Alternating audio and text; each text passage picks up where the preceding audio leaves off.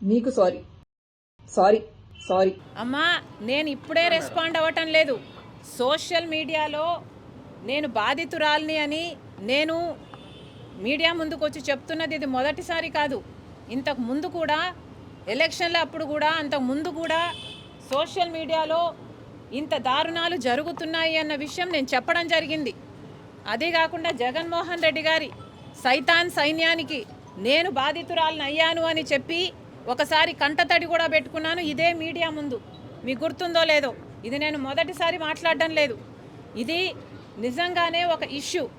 ఆ రోజు నేను మాట్లాడితే ఏమనుకున్నారో, మరి పొలిటికల్ ఇష్యూ అనుకున్నారో ఇంకోటి అనుకున్నారో నాకు తెలియదు, కానీ నేను చాలా సందర్భాలలో నేను బాధితురాలిని అని చెప్పడం జరిగింది.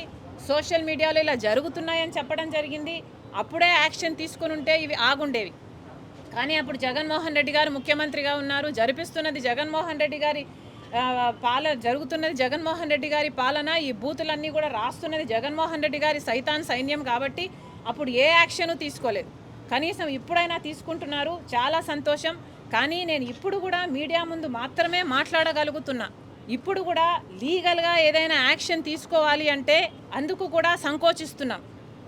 ఎందుకంటే నేను ఒకవేళ లీగల్గా ప్రొసీడ్ అయితే వర్రా చెప్పినట్టు అవినాషో భార్గవో ఉన్నారు అని నేను లీగల్గా కేసు వేస్తే దానికి పొలిటికల్ ఇంప్లికేషన్స్ కూడా ఉంటాయని ఆలోచిస్తున్నా. నేను కాంగ్రెస్ పార్టీ అధ్యక్షురాలుగా నేను లీగల్గా ప్రొసీడ్ అయితే ఇది ఒక పొలిటికల్ రంగు దీనికి పూసినట్టు అవుతుందేమో అని ఆలోచిస్తున్నాం. నిజానికి ఇది పొలిటికల్ ఇష్యూ కాదండి, ఇది సోషల్ ఇష్యూ. దీన్ని అందరూ పొలిటికల్ ఇష్యూ కాకుండా దీన్ని ఒక సోషల్ ఇష్యూగా చూడాలన్నదే మా తపన.